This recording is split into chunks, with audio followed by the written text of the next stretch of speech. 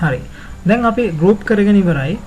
මට දැන් මම මේකේ ආපහු මගේ SQL එක පොඩ්ඩක් වෙනස් කරන්නම්. මොකද මම මේක like එකක් දාලා තියෙනවා ඒ අකුරෙන් පටන් ගන්න කියලා මම ඒක අයින් කරන්නම්. ඊට පස්සේ මම okay කරලා බලන්නම්. දැන් මම පොඩ්ඩක් run කරලා බලන්න මගේ preview එක කොහොමද පේන්නේ කියලා. දැන් බලන්න මෙතන cancel වෙලා තියෙන කට්ටිය වෙනම පේනවා. disputed කට්ටිය වෙනම පේනවා. in progress කට්ටිය වෙනම පේනවා. on hold කට්ටිය වෙනම මේ වගේ group වෙනවා අපි අර කරපු group වැඩෙන්. දැන් මට ඕනේ මේ හැම එක්කෙනාම group එකේ තියෙන credit limit එක එකතුව මීට පල්ලෙහෙන් ගන්න ලස්සනට. right? හරි. දැන් අපි මෙහෙම කරමු.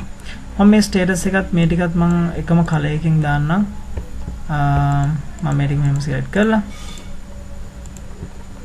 background color එකට ගිහිල්ලා මේ පාට දෙන්න ලස්සනට right. දැන් හැමෝටම එකම background color එක තියෙනවා. දැන් මම මොකද කරන්නේ?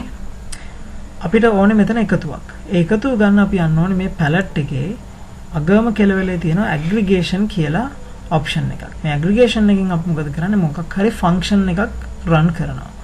මට මේ එකතුව එන්න ඕනේ මේ credit limit එක යට නිසා මම මේක drag and drop කරන්න මේ credit limit එක යට. right. ඊට පස්සේ ආනවා මේ credit අපි දාන aggregation එකට නමක් දෙන්න කියලා. මම දෙන්නම් aggregation sum කියලා. ඊට පස්සේ මම දෙනවා මොකද්ද අපි use කරන function එක. මෙතන function කියලා option එකක් තියෙනවා. මේ function එක දැන් මට එකතුවක් නම් ගන්න ඕනේ sum කියන function එකට යන්න ඕනේ.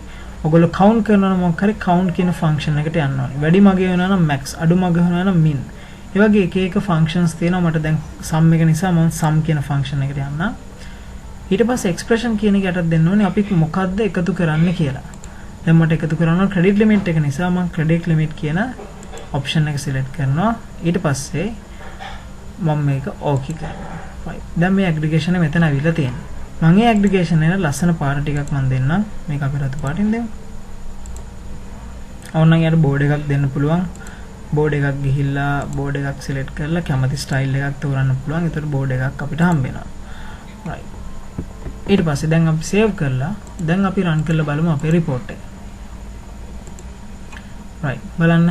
මේ හැම report එකෙම group වෙලා තියෙනවා. ඊට අදාළ එකතුව පල්ලෙහෙන් වැටලා තියෙනවා. හැම group එකේම මේ විදිහට වැටලා තියෙනවා. right. ඕක තමයි කොහොමද මොකක් හරි function එකක් මේ report එකකට දාන්න කියලා අපි මේ බැලුවේ. right. ඒ වගේම තමයි දැන් මේකේ දැන් අපිට ඔහේ number එකක් නෙන්නේ මේක. මේක අපිට currency number එකක් කරන්න නම් ඇත්තටම මේක select කරලා අපේ ඇති format number කියලා property එකක් මේ properties යටතේ මම එතනින් දෙනවා මේක currency එකක් කියලා. ඕනනම් දැන් බලමු අපි run කරලා view report. දැන් currency එක වගේ පේනවා. සතගේ හැම එකේම වැටලා තියෙනවා. right. ඔහොම තමයි අපි function එකක් දාන්නේ අපි ගන්න report එකකට. right.